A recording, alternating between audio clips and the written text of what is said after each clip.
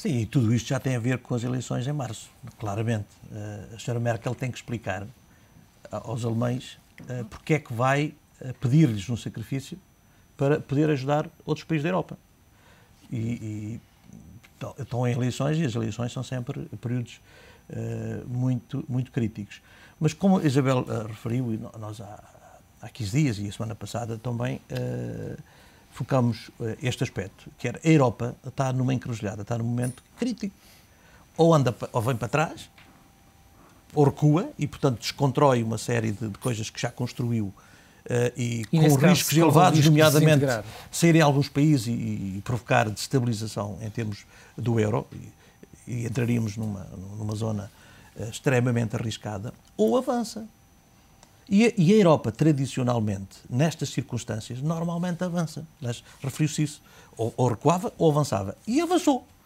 A decisão do Conselho Europeu foi: vamos avançar. É essa a resposta que a Europa tem vindo a dar. Em momentos críticos, avança. Para avançar, avança claramente em maior integração, na direção do federalismo, obviamente. O que é que isso significa? Significa perda de soberania de muitos países. Os países, e um dos problemas é que cada país tem a sua própria política, como o Rui dizia. Obviamente que estas medidas têm tendência a ganhar uniformização e consistência a nível de todos os países da Europa. Quando se fala na uniformização da carga fiscal, como o Rui referiu, obviamente que a Irlanda não gosta nada. Porque tem impostos. Obviamente que a Holanda não gosta nada. Do Luxemburgo. Quando se fala na desindexação dos salários à inflação, a Bélgica não gosta, porque tinha isso como umas políticas de base. Bom, mas tem que haver perda de soberania para haver maior integração. E tudo isto, na minha opinião, são bons sinais. São sinais de integração. Obviamente são perdas de soberania, mas países como Portugal puseram-se a jeito para esta situação, quer dizer, não têm grandes alternativas. Portanto, para nós, de facto, isto vai no bom sentido. É uma boa notícia que recebemos. E eu estou convencido que em março é o que vai acontecer. Portanto, não vamos voltar atrás, vamos avançar, porque foi isto sempre que a Europa fez. Portanto, para responder à sua pergunta, eu acho que em março a senhora Merkel já explicou, já começou a explicar, e portanto vai continuar a explicar. Eu vou ajudar os países periféricos, vou ajudar quem precisa, mas vou exigir. Portanto, estejam descansados, porque eles vão exigir.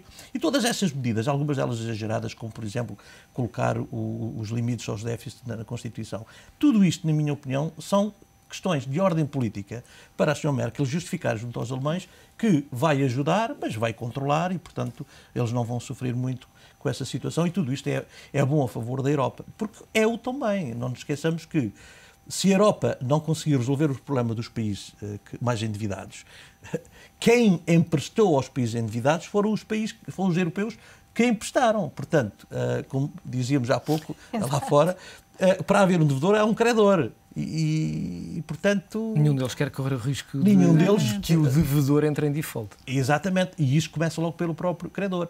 E o credor são os bancos alemães, grande parte deles são os bancos alemães e os bancos franceses. Portanto, eu acho que estamos a ir no bom caminho, a Europa começa a tomar senso. A senhora Merkel identificou aqui um processo de resolver o problema de dentro, o problema político alemão com os alemães, e a Europa, por aí, libertou uma boa solução para a Europa. Eu acho que estamos a ir no bom caminho. Há riscos graves ainda, mas estamos a ir no bom caminho.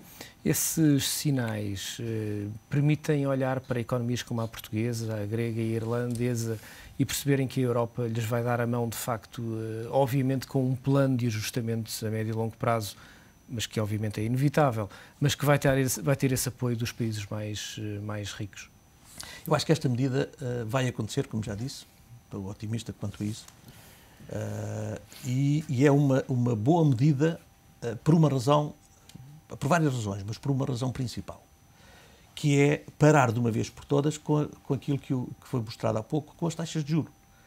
É que as taxas de juros não é só pagar mais por uma dívida.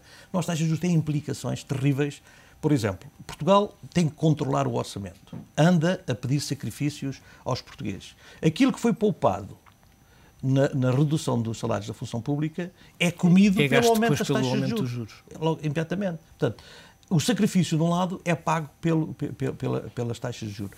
Por outro lado, taxas de juros daquele montante põem muito em causa a possibilidade do crédito e do investimento.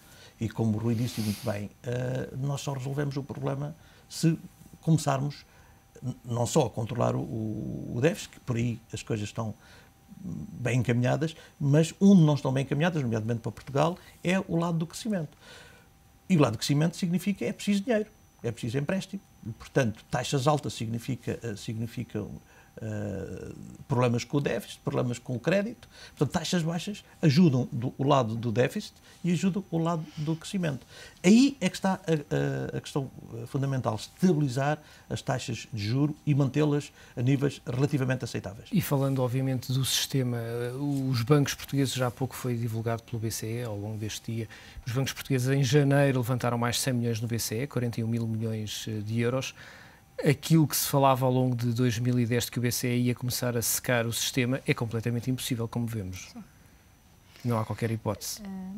Sim. Os bancos, o mercado não está a funcionar. O mercado ainda não está a funcionar. Quer dizer, é claríssimo, não é?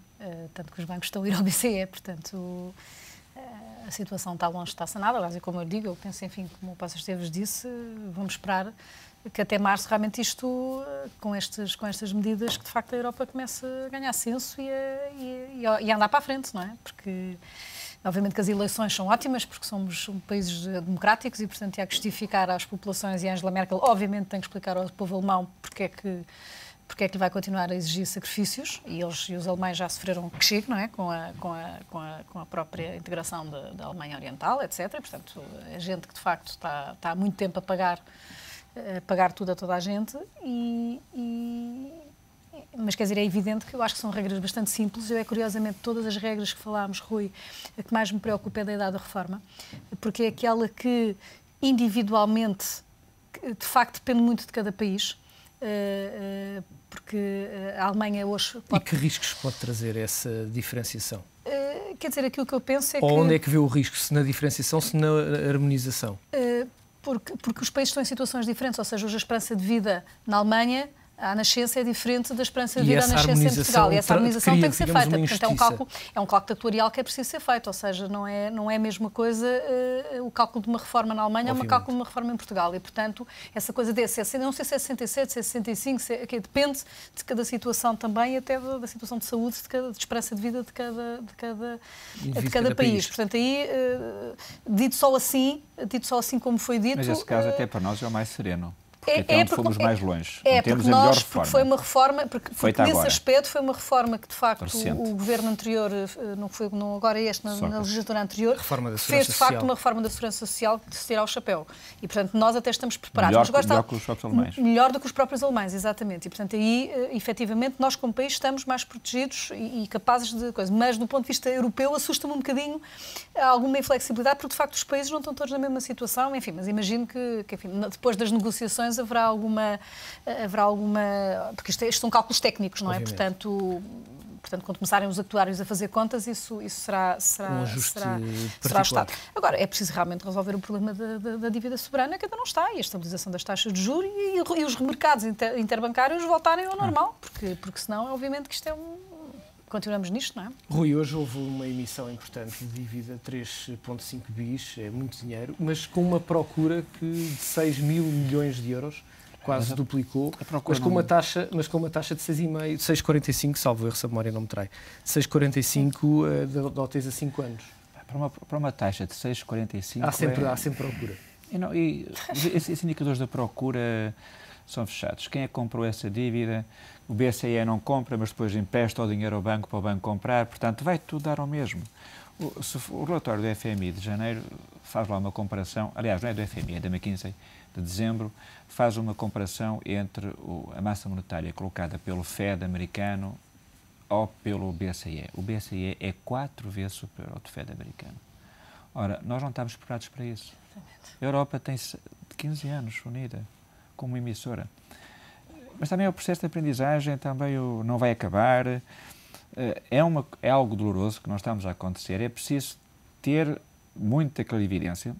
Penso que os nossos atores políticos não estão a ter um discurso simpático, digo, ao governo e à oposição. No dia imediatamente a fazerem um acordo, ambos que fizeram um acordo estão já zangados um com o outro, estão já a falar mal um do outro, quer dizer, o que não é razoável.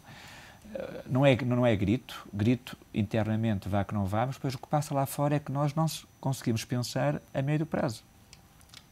E este é o momento de perceber os objetivos. Os objetivos para haver um desenvolvimento ou um crescimento começam por internamente percebermos metas de médio e de longo prazo. Não pode ser de uma semana. Hoje foi 3,5 para o mês que vem, em abril. São 5,4. Como é que tem isso? 5,4 mil milhões. Mas também, em 64 mil, enfim, são os montantes que são. Agora esta questão é que não se ouviu mais falar de planeamento, tirando a questão da dívida. Qual é que é a taxa de juros? Quem é que pediu? Quem é que não pediu? É redutor para um país quando isso acontece. José Poça Esteves, no último minuto que nos resta, a conversa convosco tem sempre uma vantagem e uma desvantagem. A vantagem é que o tempo passa depressa, a desvantagem é que fica muito por dizer. Mas no último minuto que nos resta, sobre esta questão da emissão da dívida. O que é que eu diria? Eu acho que mais uma vez os juros, volto ao ponto, acho que mais uma vez os juros estão a estabilizar. Se é preciso apresentar uma ideia-chave, há riscos. Aliás, o Médio Oriente também não está a ajudar quanto a isso, mas acho que começam a haver sinais extremamente fortes de que podemos estar a criar um reajustamento e um reequilíbrio que pode ser interessante. Também temos que pensar que há bons sinais, e não olhar só para o lado negativo. Eu acho que há alguns sinais positivos que temos que pensar neles e, sobretudo, agarrar-nos a eles para o estabilizar. Se agarrar a essa taxa de juros, vai com ela ao fundo. Pois, o problema, a grande questão é... Agarrar uma cana no ar agarra-se a ela e é uma menos a consumir. Mas não é a estas taxas de juros, é estabilizar as taxas de juros no sentido de não as aumentar e, se possível, obviamente, conseguir que elas se reduzam. Mas o problema, eu posso pagar taxas de juros a 5% se eu crescer a 7%. Mas a questão é que este ano nem sequer vamos potencialmente crescer positivamente. É outro indicador interessante. O índice potencial de crescimento de Portugal está a 0. Isto é um dado do Banco de Portugal. Isso é preocupante, obviamente. É preocupante porque é um índice compósito.